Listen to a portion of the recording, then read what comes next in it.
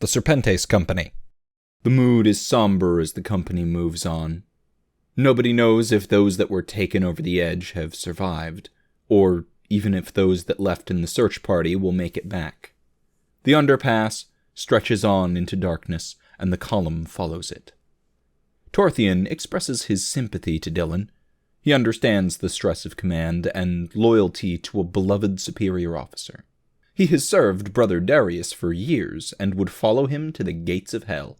Or, as it happens, leave him behind and venture into a goblin-infested death trap on a mad quest to warn the motherland. With Steelshod, Dylan is all business.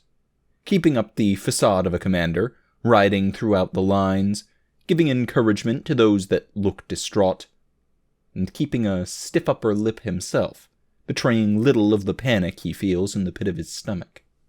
He leans heavily on Jaspar, who is no battle commander, but is a most effective steward, and happy to serve as Dylan's advisor. Perrin steps up as well. He has served admirably as a field commander of peasants. At Kilchester he stood ground with 100 Cadian peasants, and withstood a charge of Bearsarks and Sephardic warriors. Now, he takes on a more active command role within Steelshod, ensuring everyone is on alert, positioned for possible attack. Zelda and the remaining sons take up positions on the flank of the column, ready to fend off any ambush from the goblins. Felix joins Evan, Gerald, and Anatoly as a corps of mounted troops that can engage with bows and reinforce in melees as needed. This leg is interesting from a gaming perspective. Felix and Zelda are, fundamentally, followers, not drivers of action the way Alexander, Yorin, and the trio tend to be. They just get in position and do their jobs. So Jaspar is the only real influence on decision-making, and much of it is done by Torthian or Dylan, with only a little input from Jaspar. They choose to push through the Underpass, not stopping for another sleep break unless absolutely necessary, even though they're probably looking at another 12 hours of marching, if not more. The goblin attacks have quieted, and they traverse hours of Underpass road without incident, until they come across another fortification. Again, it looks like it was made by the regular goblin tribes. The Underpass opens into a larger cavern, and they have cobbled together crude walls and little watchtowers, but their improvised gate hangs open, shattered in its frame, and no goblins of any stripe stand on the walls and watchtowers. They enter cautiously, and find the fortification a graveyard. The mangled bodies of goblin warriors litter the ground, dozens of them, scores of them, and at least a couple of the great hulking ogre creatures dead amidst the fallen. They all have the look of Voresh's kin, the ones that follow Racha and Kila, not the old ones. The company picks their way through the ruined fort carefully. They're well within the walls, surrounded by the dead, but they are close enough to the corpses to notice something. They're not just mangled, they're marked. Symbols have been carved into their flesh, etching across the foreheads, chest, or other bits of exposed flesh. As word of this spreads, Dylan calls everyone to high alert, and they begin moving quickly through the fort. This reminds him a little too much of the story of what happened to Alexander and Yorin back in Yerevan nearly a year ago. Goblin war cries erupt from the edge of the fort. They can see a swarm of goblins gathering in one corner of the cavern, emerging from some hidden passage tucked away off the road. And, rising above the sound of goblins, is a deep guttural voice, chanting alien words in a steady, rhythmic cadence. A dim glow emanates from across the caverns. More runes, painted on the stone, begin to glow with a faint red hue. The sigils on the corpses glow in kind, and the dead goblins begin to shudder. They lurch to their feet as if marionettes on a string controlled by a poorly trained puppeteer. The column goes from a nervous march to a series of frenzied melees almost instantly. The corpses surrounded them, and still do now that they have risen up, lurching awkwardly forwards bearing their crude weapons, moving to attack the living. One of the ogres has stumbled to its feet, moving across the column carrying a huge crude club. Zelda intercepts it, backed up by one of the sons, Vern Delaney, called Terror, Gwyneth's right-hand man and the longest-serving son in her company. They both engage the dead ogre, trading fearsome blows, hacking away its flesh in great chunks, shrugging off bone-shaking smashes in response. Zelda laughs triumphantly when the thing goes down, then barrels off after the next zombie ogre, currently hammering a Serpentis knight. The Krigar woman's bloodthirst has such a bizarre, naive quality. She just loves fighting, and defending those she sees as her people. The Serpentes struggle to circle the supplies and fend off the dead, while they're engaged with the zombies, ritually scarred goblins start assaulting the flanks of the column.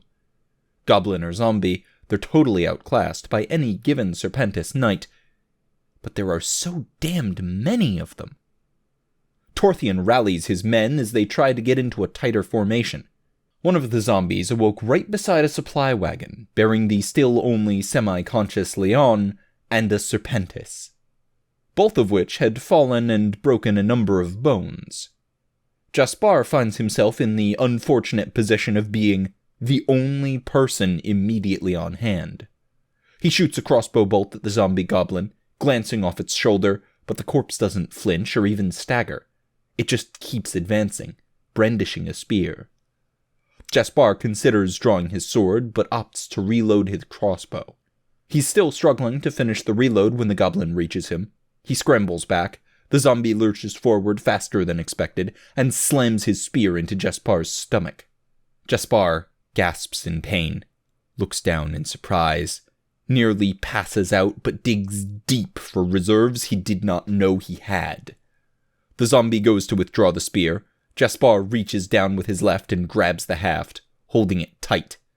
Even as the zombie silently struggles, tugging, slowly winning this contest of strength, with his right hand, Jaspar lifts his freshly reloaded crossbow, braces it directly against the goblin's forehead, and pulls the trigger. At point-blank range, the bolt punches through the goblin's skull, tears out the back of his head, and he drops.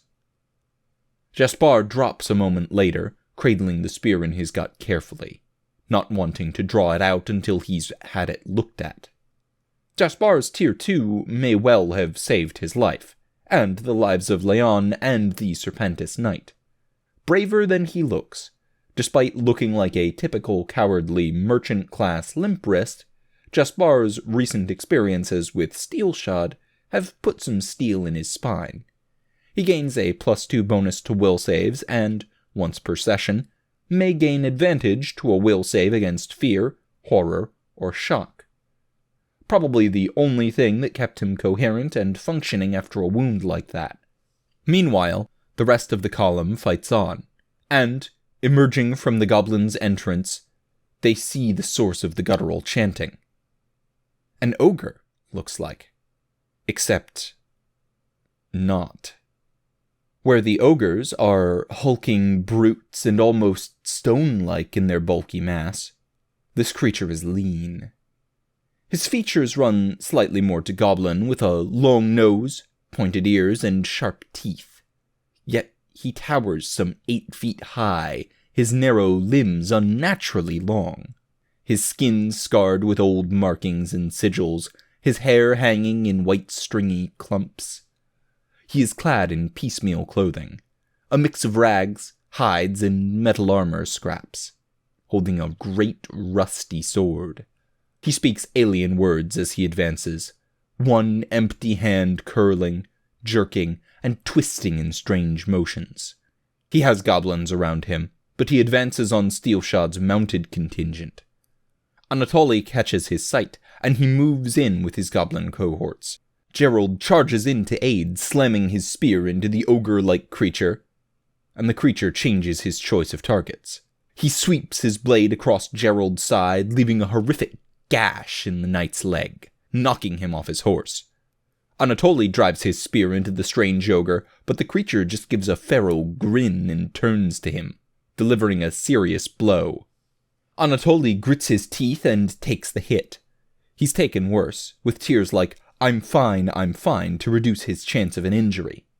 Dylan gives the order to take it down, shooting at the ogre as he wheels around to get a good angle. Ever loyal, Evan Lafferty follows Dylan's command and charges in, trampling some of the goblins that were about to swarm Gerald. Wielding his longsword two-handed, he swings an overhead arc that opens the ogre's shoulder down to wiry muscle and bone. The ogre turns to him, slashing him, and they trade blows for a moment. Get him out of here, Evan shouts to Anatoly, nodding at the wounded and stunned Gerald. Evan absorbs the ogre's attention, trading blows in the thick of battle. It's at that moment that Felix has gotten into position. On Dylan's mark, he sights, exhales, fires. Nobody can really say for certain if it's the arrow through the neck or Evan's blade through his chest, but the ogre creature stops its chanting and slumps to the ground, dead. The goblins break at the sight of this. Sadly, the zombies don't conveniently drop back into death, though they do seem more unfocused, confused, lending credence to theories that the ogre's strange offhand motions were puppeting the zombies in some way. Torthian and his men are able to pull Steelshod back into their lines and force their way through the zombies to the far gate out of the goblin fort. Once through, they set up a choke point and its simple attrition to reduce the masked goblin zombies back to their constituent parts. A tense battle, without Agrippa to see to the wounded. Torthian calls forth a few Serpentes with adequate medical training. They stabilize Gerald and very carefully remove the spear from Jaspar. They confirm it did not perforate his bowel, so he may yet live. But he's bundled into the wagon with the other badly wounded. They can't spare any more time. They get back on the road, making for the end of the underpass with all haste. Thank you for tuning in to Steelshod, a series by Mostly Rights, narrated by Tailforge. You can find every chapter in text format, as well as character sheets, setting information, maps, and rule documents on the Steelshod tabletop system in the link below. If you'd like to support the channel, you can pop down to the description and use the Patreon link for recurring donations, the PayPal.me link for one-time donations, the Teespring link for shirts with the incredibly cool background art by Nobody, or use the DriveThruRPG affiliate link the next time you're looking to try a new system. If you'd like to support the author, you can find Steelshod merch on the MostlyRights.com store, or donate to the Mostly Rights Patreon, which are both linked on reddit.com/r/mostlyrights down below.